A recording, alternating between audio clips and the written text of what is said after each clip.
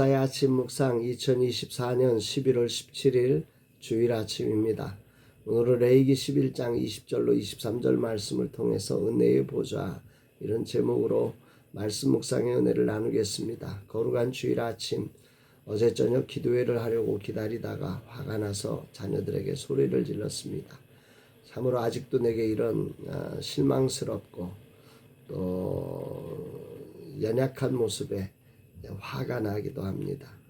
아이들에게 소중한 것을 전해주기 위해 시작된 것이 소중함은 사라지고 율법화되어서 짜증을 내면서 참석하는 모습에 화가 났던 겁니다.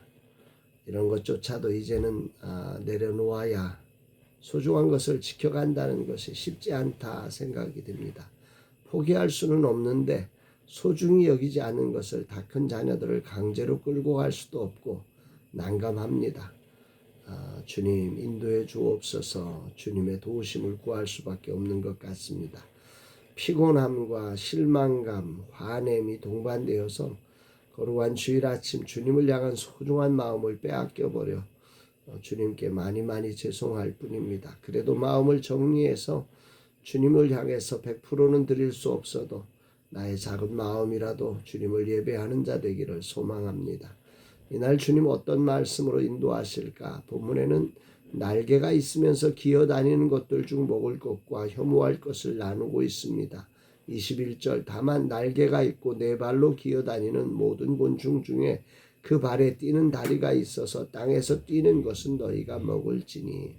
기본적으로 날개가 있는데 기는 것은 혐오할 것이다. 이거 기준입니다.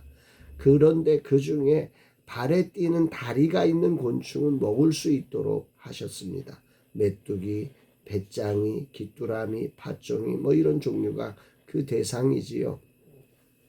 이게 굉장히 은혜가 되었습니다. 메뚜기라고 하는 것은 계속 날 수는 없죠. 그럼에도 불구하고 있는 날개를 사용해 보려고 막 뛰면서 막 날갯짓을 하면서 멀리 가지는 못해도 그래도 조금씩 날아가는 그 모습, 하나님이 날개라는 은사를 주었는데 그 날개를 어떻게든지 사용해 보려고 노력하는, 잘하지는 못해도 조금이라도 사용하는 그들을 하나님은 정한 음식이다, 먹어도 된다, 이렇게 말씀하셨다는 게 오늘 되게 은혜가 됩니다. 날개가 있음에도 긴다는 것은 하나님이 허락한 소중한 날개를 사용하지 않고 그것을 사장시켜 버리는 것이라서 하나님이 싫어하고 가증이 혐오한다. 아주 혐오라는 단어를 20절과 23절 이 양 끝에 다 담아가지고 하나님이 얼마나 싫어하는지를 그렇게 표현하고 있습니다. 하나님이 주신 은사가 하나님 영광을 위해서 선용될 때 하나님이 기뻐하시는데 그것을 선용하지 않고 그냥 기어다니고 앉아있다고 하면 하나님이 얼마나 싫어하는지를 우리가 생각해 보아야 합니다. 두 번째로는 먹을 것 중에 오늘 말씀을 통해 생각나는 것은 먹을 것 중에 부정한 것과 거룩한 것을 나누는 기준이 무엇일까라고 하는 표현에서 하나님은 무엇이 좋으냐, 무엇이 잘하느냐, 무엇이 크냐에서 그 기준을 삼지 않고 무엇이 깨끗하냐, 무엇이 정결하냐, 무엇이 거룩하냐에서 그 기준을 찾고 있다고 하는 사실을 생각하면서 오늘도 이 말씀을 묵상하게 됩니다. 지금의 시대는 무엇이 좋은가? 몸에 좋다고 하면 별의별 것을 다 먹는 시대. 그리고 뭐가 크냐, 뭐가 유익하냐, 이런 것들에 초점을 가지고 생활하는 시대가 되었습니다. 그러나 하나님은 이스라엘 백성을 선택하시고 그들과 언약을 맺으면서 그들에게 먹을 것을 선택하는 기준이 무엇인가 하면 무엇이 거룩한가, 무엇이 정결한가에 두셨다고 하는 사실을 우리가 주목하게 됩니다. 오늘이라고 하는 시간 남에게 있는 은사를 부러워하지 않고 내게 있는 은사를 감사하며 그 은사를 선용하여서 하나님께 영광을 올려드리는 삶이 되기를 기도하게 됩니다. 과연 나의 은사는 무언가? 내 안에 사장되어 있는 은사는 또 어떤 것이 있을까 생각해 보게 됩니다. 두 번째로 세상에 좋은 것이 아니라 하나님 나라를 보여줄 수 있는 거룩함을 갖출 수 있는 그런 선택, 정말 거룩함을 쫓는 선택을 하나님이 기뻐하신다. 하나님이 그런 모습을 정말로 그런 모습으로 나를 받아주신다. 크기로 한다고 하면 나 같은 사람이 들어갈 수 없지요. 그러나 예수님의 보혈로 말미암아서 내 죄가 사함 받아서 내가 깨끗해질 수 있는 길을 얻었으니 사실 이 기준은 누구나 들어갈 수 있는 놀라운 은혜의 기준이 되는 거라서 얼마나 큰, 이게 바로 은혜의 보좌가 아닌가, 이런 생각을 해봅니다. 로마서 12장이 생각나는데요. 너희는 이 세대를 본받지 말고 오직 마음을 새롭게 함으로 변화를 받아 하나님의 선하시고 기뻐하시고 온전한 뜻이 무엇인지 분별하도록 하라. 이 말씀이 많이 생각납니다. 나도 모르는 시간 하나님이 기뻐하는 것을 생각지 않고 내가 원하는 자리로 급한 마음으로 달려가려고 했던 저의 모습, 연약한 모습을 자백하게 됩니다.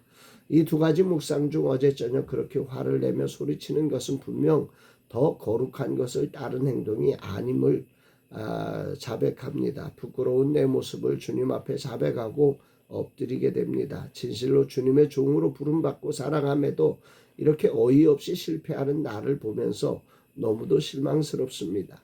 나이가 이렇게 되었음에도 그 순간에 올라오는 화를 제어하지 못하고 그렇게 실패한 내 모습을 보면서 정말 하나님 앞에 죄송한 마음을 금할 길이 없습니다. 그러나 이런 나를 십자가의 보혈로 오늘도 씻어주기 위해 은혜의 보좌를 여시고 기다리시는 주님을 믿기에 오늘도 그 주님 앞에 엎드립니다. 주님이 없다면 나 같은 죄인은 끝나야 하지요. 그러나 주님이 계셔서 다시 돌아서서 일어섭니다. 그 죄악의 자리로 돌아가지 않고 하나님의 선하시고 기뻐하시고 온전한 뜻 안으로 나아가렵니다. 주님이 이 종을 불쌍히 여겨주소서. 보혜사 성령님 도와주소서. 저의 은사가 선용되게 하시고 더 좋은 것을 취하려는 급한 마음에 화를 내는 저의 연약함을 용서하옵소서. 어찌하든지 더 거룩한 것을 따르는 자로 나의 삶이 온전히 성령의 이끄심에 순종되기 원합니다. 환경에 이끌려가는 존재가 아니라 환경을 이끄는 리더로 부름받은 종으로 더 거룩한 것을 세워갈 수 있는 종으로 서기를 원합니다. 고백합니다. 사랑하는 여러분, 여러분들은 어떠세요? 여러분들도 더 좋은 것을 쫓아서 더 좋은 것을 위해서 막 화를 내고 이렇게 분노하고 그러지 않으신가요?